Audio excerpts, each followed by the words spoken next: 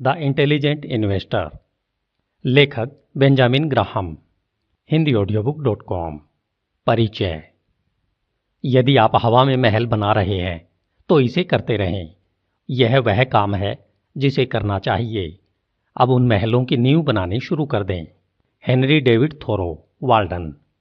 ध्यान दें कि ग्राहम ने शुरुआत में ही यह घोषणा की है कि यह पुस्तक आपको यह नहीं बताएगी कि आप बाजार पर कैसे काबू पाएंगे।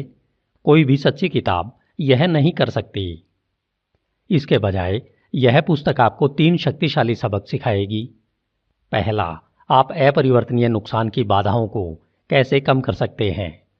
दूसरा, आप टिकाऊ लाभ प्राप्त करने की संभावनाओं को अधिकतम कैसे कर सकते हैं।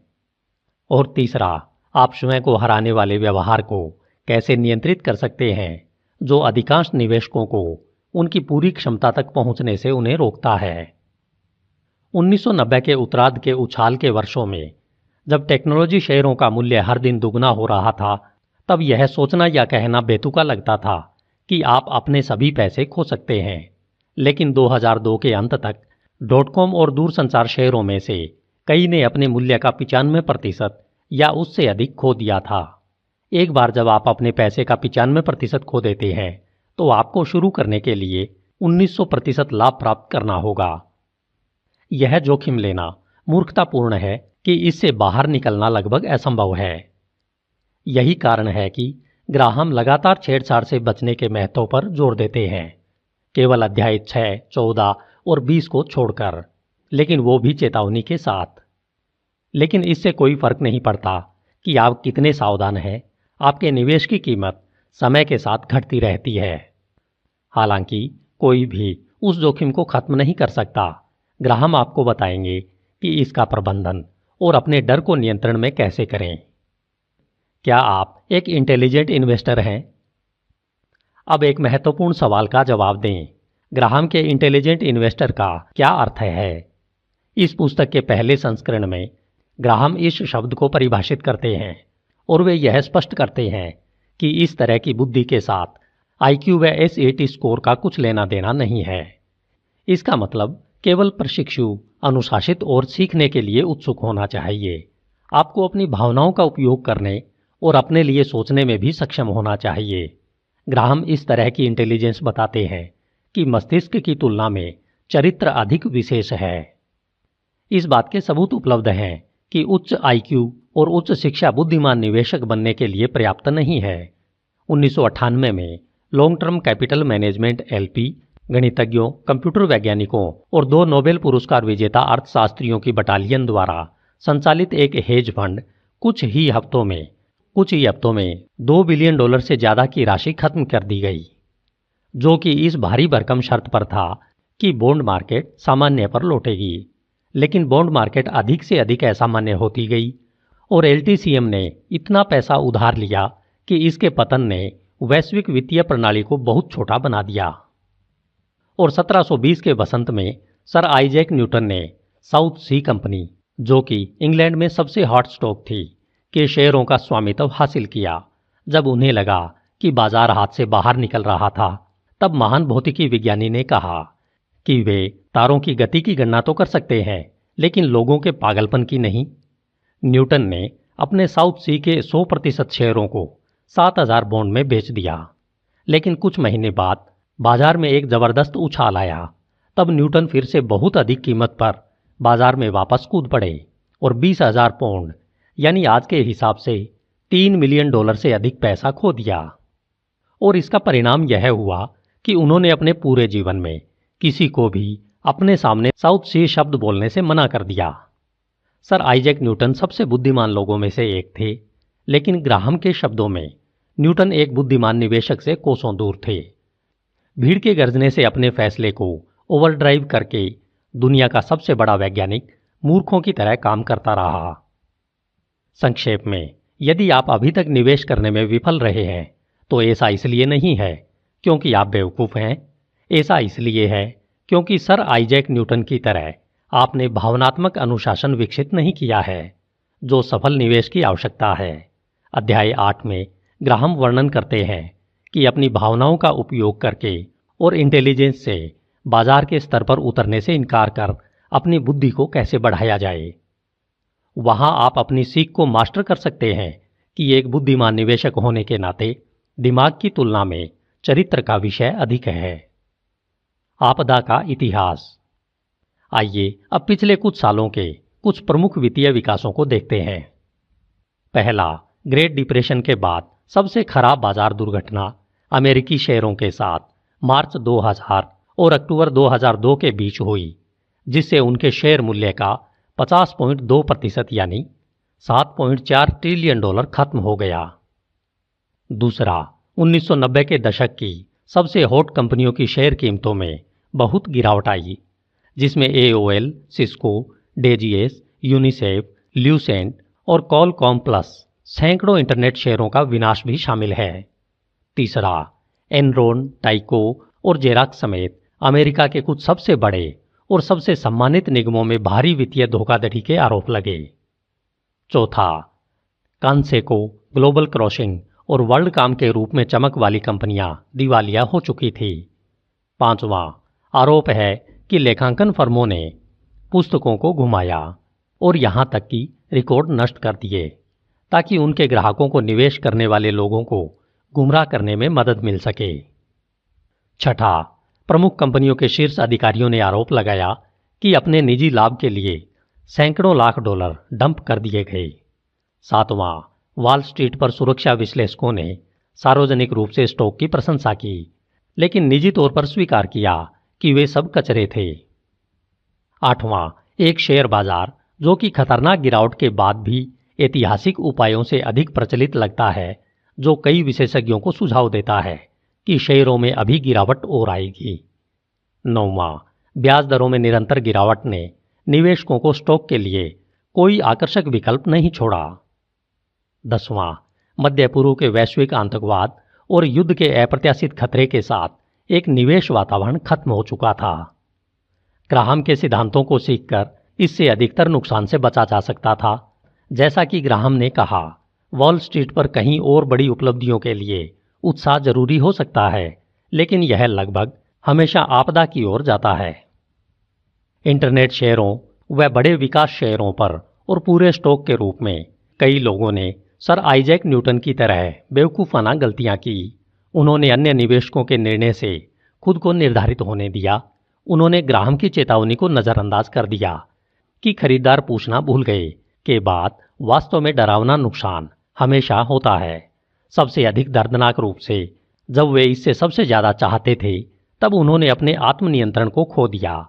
इन लोगों ने ग्राहम के दावे को साबित कर दिया कि निवेशक की मुख्य समस्या और यहां तक कि उसका सबसे बुरा दुश्मन वह खुद होने की सबसे ज़्यादा संभावना है। यह सुनिश्चित था कि वह नहीं था। उन लोगों में से कई लोग विशेष रूप से प्रौद्योगिकी और इंटरनेट शेयरों पर यह बताते हुए हाईटेक प्रचार कर रहे थे कि ये उद्योग आने वाले सालों तक एक दूसरे को आगे बढ़ाते रहेंगे, लेकिन हमेशा के लिए ऐसा नहीं हुआ। 1990 के मध्य में वर्ष के पहले 5 महीनों में 117.3% की वापसी के बाद smart internet and portfolio manager Alexander Cheng ने भविष्यवाणी की कि अगले 3 से 5 वर्षों में उनका फंड सालाना 50% और वार्षिक औसत 35% अगले 20 वर्षों तक रिटर्न देगा। 1999 में अपने एमेरिंडो टेक्नोलॉजी फंड के अविश्वसनीय 248.9% की बढ़ोतरी के बाद पोर्टफोलियो मैनेजर अल्बर्टो व्हीलर ने कहा कि इंटरनेट एक सतत पैसा बनाने वाली मशीन है। यदि आप इस क्षेत्र से बाहर हैं तो आप कम प्रदर्शन कर रहे हैं। आप घोड़े और छोटी गाड़ी में हैं और मैं पोर्श में हूँ। आपको 10 गुना विकास के अवसर पसंद नहीं है तो फिर किसी और के साथ चले जाओ। फरवरी 2000 में हेज फंड मैनेजर जेम्स जे क्रैमर ने घोषणा की कि इंटरनेट से संबंधित कंपनियां नई दुनिया के विजेता हैं। क्रैमर ने ग्राहम पर भी एक टिप्पणी की कि आपको वेब के सामने मौजूद सभी मैट्रिक्स और सूत्रों व ग्रंथों को फेंकना होगा। अगर हम किसी भी ग्राहम और डोड से सीखते हैं तो हमारे पास प्रबंधन के तहत कोई पैसा नहीं होगा। इन सभी तथाकथित विशेषज्ञों ने ग्राहम के चेतावनी के शांत शब्दों को नज़रअंदाज कर दिया। व्यवसाय में विकास के लिए स्पष्ट संभावनाएं निवेशकों के लिए स्पष्ट मुनाफे में रूपांतरित नहीं करती है। हालांकि यह देखना आसान लगता है कि कौन सा उद्योग सबसे तेजी से बढ़ेगा। दूरदर्शिता में कोई वास्तविक मूल्य नहीं है अगर अन्य निवेशक पहले से ही एक ही चीज की उम्मीद कर रहे हैं। कम से कम तब तक किसी को दावा करने का प्रयास करने में कोई दिक्कत नहीं है कि तकनीक अभी भी दुनिया का सबसे बड़ा विकास उद्योग होगा, लेकिन सुनिश्चित करें कि आपको यह याद है। वे लोग जो अब दावा करते हैं कि अगली निश्चित चीज स्वास्थ्य देखभाल या ऊर्जा या अचल संपत्ति या सोना होगी, उच्च तकनीक के हाइपरेटर की तुलना में अंत में सही होने की संभावना नहीं है।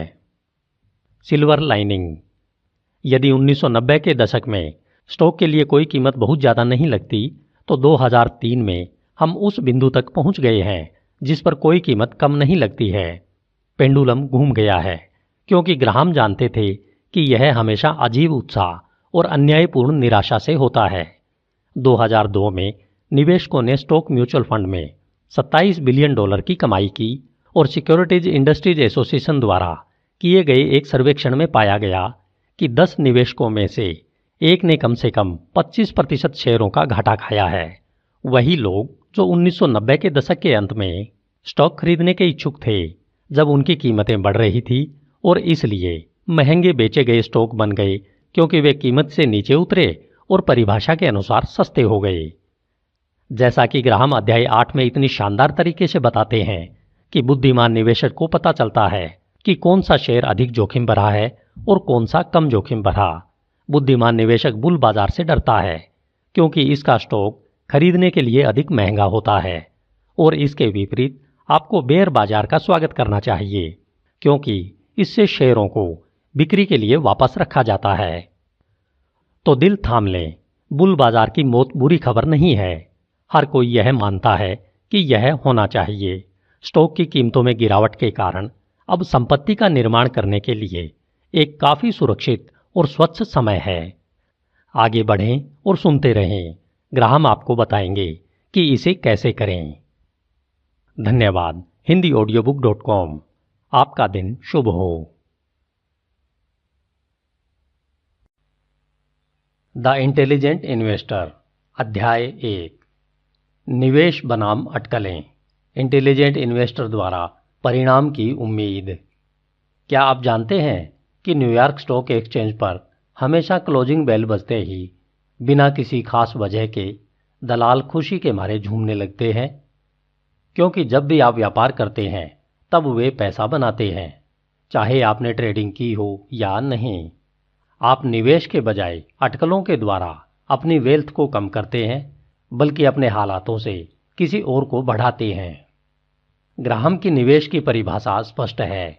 निवेश पूरी तरह से विश्लेषण, प्रिंसिपल और एक पर्याप्त रिटर्न की सुरक्षा का वादा करता है। ध्यान दें कि ग्राहम के अनुसार निवेश में तीनों तत्व समान रूप से होते हैं। पहला, आपको अच्छी तरह से कंपनी का विश्लेषण करना चाहिए और इसमें अंतर्निहित आपके व्यवसाय की ध्वनि को भी महसूस करना चाहिए, इससे पहले कि आप अपने शेयर खरीदते हैं। दूसरा, आपको समझदारीपूर्वक अपनी गंभीर नुकसानों से रक्षा करनी चाहिए। तीसरा, आपको पर्याप्त नहीं बल्कि असाधारण प्रदर्शन करना चाहिए।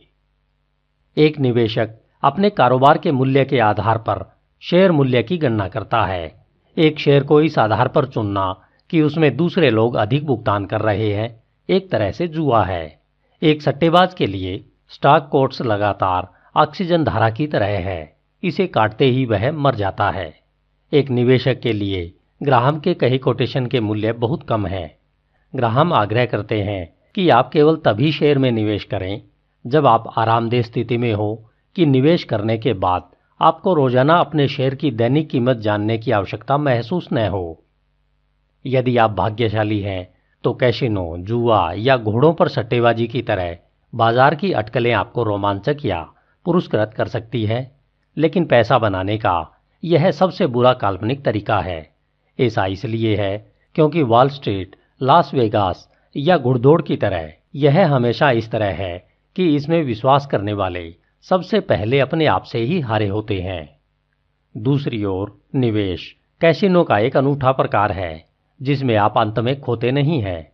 तो नियम यह है कि जब तक आप अपने निवेश के साथ बाजार में रुकेंगे, यह आपके पक्ष में गुणात्मक फर्क डालता है। जो लोग खुद के लिए पैसा